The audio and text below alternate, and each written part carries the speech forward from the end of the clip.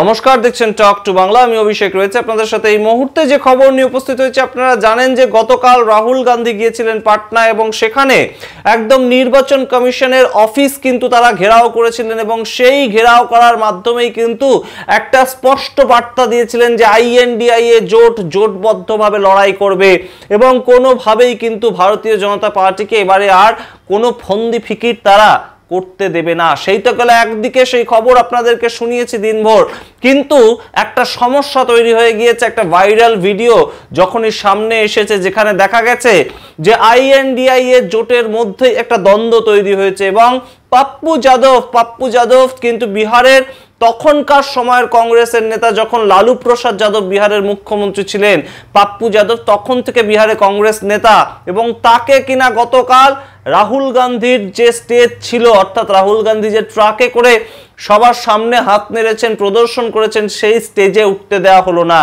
আর কাকে উঠতে দেওয়া হলো না? বর্তমান কংগ্রেস নেতা এবং প্রাক্তন বাম নেতা এবং যুবকদের কিন্তু যুব নেতা হিসেবে তিনি একজন আইকন সারা দেশে ছিলেন। তিনি কিন্তু কানহাইয়া কুমার, যিনি কংগ্রেস নেতৃত্ব হিসেবে বর্তমান অত্যন্ত সমাদৃত, তাকেও সেই ট্রাকে উঠতে দেওয়া হলো না। সেই ভাইরাল ভিডিও নিয়ে কটাক্ষ করতে ছাড়েনি ভারতীয় জনতা পার্টির বিভিন্ন মুখ, যে বিভিন্ন জায়গা থেকে বিভিন্ন সময় খবর আসে যে কংগ্রেস নাকি সবাইকে নিয়ে চলার বার্তা দিচ্ছে। কংগ্রেস তো নিজেদেরই লোককে পাত্তা দিচ্ছে না। কংগ্রেস তো বিহারের মাটিতে দেখিয়ে দিল যে রাহুল গান্ধীর পাশে দাঁড়ানোর অধিকার একমাত্র রয়েছে তেজস্বী যাদবের, সেটা কানাইয়া কুমার বা পাপ্পু যাদবের নেই। আগে সেই ভিডিওটা আপনাদের দেখাবো, তারপর এই নিয়ে বিস্তারিত আসবো। শেষ অবধি দেখতে থাকুন এই ভিডিও। অবশ্যই টক টু বাংলার ইউটিউব চ্যানেলটিকে তার আগে সাবস্ক্রাইব করে দিন। আগে ভিডিওটা দেখুন, তারপর আসছি বিশ্লেষণে।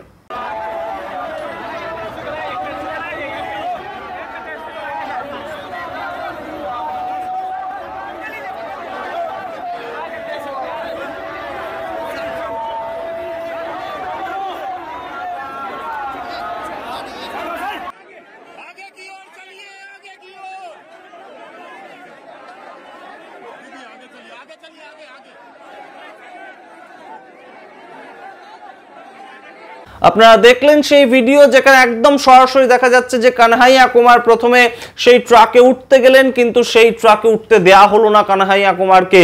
তিনি সরে যাওয়ার পর পাপ্পু যাদব উঠতে গেলেন, যে পাপ্পু যাদব এখনো পর্যন্ত কিন্তু পূর্ণিয়া থেকে একজন ইন্ডিপেন্ডেন্ট MP হিসেবে তিনি লড়াই করে এখনো সাংসদ হিসেবে সংসদে যান এবং সেই জায়গা থেকে কংগ্রেসের অত্যন্ত রীতিমতন পুরনো সৈনিক হিসেবে পাপ্পু যাদব তিনি কিন্তু রয়েছেন এবং কংগ্রেস পার্টিটা বিহারে তার যে অস্তিত্বটা সেটা টিকিয়ে রাখার পেছনে কিন্তু পাপ্পু যাদব তিনি একমাত্র অন্যতম ঝান্ডাটা নিয়ে এতদিন ধরে চলছেন এবং সেই জায়গায় তাকে যেভাবে ধাক্কা দিয়ে সরিয়ে দেওয়া হলো তাতে কিন্তু একটা প্রশ্ন উঠছে এবং ভারতীয় জনতা পার্টির বিভিন্ন নেতারাই বলছেন যে বিহারে NDA সরকার এখনো পর্যন্ত রয়েছে এবং বিহারে তারা দখল করতে চাইছে INDIA জোট, কিন্তু নিজেদেরই নেতা মন্ত্রীদের যদি এইভাবে সরিয়ে দেওয়া হয়, যে যুব নেতা কানহাইয়া কুমার, যাকে দেখতে বিভিন্ন জায়গা থেকে বিহারের মানুষ এদিন যুক্ত হয়েছিলেন এই মিছিলের সঙ্গে, যাকে দেখতে, যার কথা শোনার জন্য মানুষ ছুটে আসেন।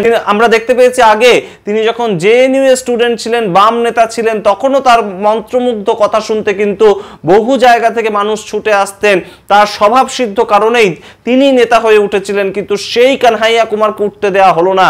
এটা কি কোথাও গিয়ে RJD নেতা তেজস্বী যাদবের ইনস্ট্রাকশনে এই কথা কিন্তু এই মুহূর্তে উঠছে এবং অবশ্যই এই মুহূর্তে ভারতীয় জনতা পার্টির একাধিক নেতা কিন্তু এই প্রশ্ন তুলেছে যে যারা নিজেদের মধ্যেই সমন্বয় বজায় রাখতে পারে না, কে রাহুল গান্ধীর পাশে থাকবে সেটা নিজেরাই ঠিক করতে পারে না, যেখানে কংগ্রেস নেতাই রাহুল গান্ধীর পাশে থাকতে পারে না, তারা কিভাবে বিহারের সরকার দখল করবে এবং সরকার দখল করলেও তাদের নিজেদের মধ্যে তো রীতিমতন মারপিট লেগে যাবে। এই ঘটনা কিন্তু এই মুহূর্তে বেশ খানিকটা চাঞ্চল্য ফেলে দিয়েছে। ভারতীয় জনতা পার্টি একটা স্কোপ পেয়েছে যে বিহারের মাটিকে কেন্দ্র করে এই মুহূর্তে কিন্তু যে জোটের ছবিটা সামনে এসেছিল তার পেছনের এই একটা ছবি, সেটা কিন্তু রীতিমতন ভাইরাল হয়েছে। এই ঘটনার পরিপ্রেক্ষিতে পরবর্তীতে যখন পাপ্পু যাদবকে জিজ্ঞেস করা হয়েছিল যে পাপ্পু যাদবকে কি এই ধরনের কোনো ধাক্কা মেরে ফেলে দেওয়া হয়েছে ট্রাক থেকে, তখন কিন্তু তিনি সম্পূর্ণ ঘটনাটা বিস্তারিত বলেন। তিনি বলেন যে তিনি পড়ে যান এবং তার পরবর্তীতে তাকে কোনো রকম ভাবে সরিয়ে দেওয়া হয়নি, তিনি নিজে থেকেই সরে আসেন। কি বলছেন পাপ্পু যাদব, শুনুন আপনারা। हमको बताइए ये कोई मुद्दा है? हम गिर गए, हमको चोट लग गई बहुत ज्यादा, हम लौट के आ गए, हमारे नेता ऊपर में थे। एक कौन मुद्दा है भाई? सम्मान और स्वाभिमान का। हम तो गरीबों के दिल में हैं। আপনারা শুনলেন পাপ্পু যাদব কি বলছেন, কিন্তু কানাইয়া কুমারের এখনো পর্যন্ত কোনো মন্তব্য এই সামগ্রিক ঘটনার পরিপ্রেক্ষিতে আসেনি। কিন্তু প্রশান্ত কিশোর তিনি কিন্তু বহুদিন আগেই যে কথা বলেছিলেন কালকের ঘটনার পরিপ্রেক্ষিতে একই কথা বললেন।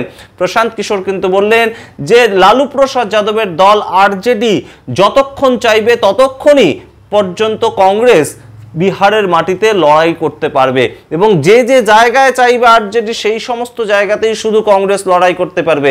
যদি লালু প্রসাদ যাদবের আরজেডি না চায় তাহলে কংগ্রেসের কোনো দাঁত ফোটানোর ক্ষমতা নেই কোথাও বিহারের মাটিতে। তার কারণ বিহারে কংগ্রেস আরজেডির পেছনে লুকিয়ে থাকবে এবং লড়াই করবে বিজেপির বিরুদ্ধে, সেটাই তারা স্ট্র্যাটেজি গ্রহণ করে নিয়েছে। সুতরাং সামগ্রিক ঘটনাটা আপনাদের সামনে রাখলাম। এই মুহূর্তে আইএনডিআইএ জোটের মধ্যে কি এই সামগ্রিক ঘটনায় কোন ধরনের কোনো চিট ধরতে পারে? কি মনে করেন আপনারা অবশ্যই কমেন্ট বক্সে কমেন্ট করে জানান। তবে বিহারের মাটি কিন্তু এই মুহূর্তে আইএনডিআইএ জোটের দিকে যে বেশ খানিকটা ঝুঁকে আছে সেটা গতকাল প্রমাণ দিয়েছেন রাহুল গান্ধী থেকে তেজস্বী যাদবের সামগ্রিক যে র্যালিটা, সেখানে কিন্তু সরাসরি আমরা দেখতে পেয়েছি সেই ছবি। आप जानते हो, मैं बिना बात को समझे, बिना गहराई में जाकर मैं नहीं बोलता हूं। मैं हिंदुस्तान की जनता को और बिहार की जनता को कह रहा हूं कि महाराष्ट्र का चुनाव चोरी किया गया था, और जैसे महाराष्ट्र का चुनाव चोरी किया गया था वैसे ही बिहार का चुनाव चोरी करने की कोशिश की जा रही है।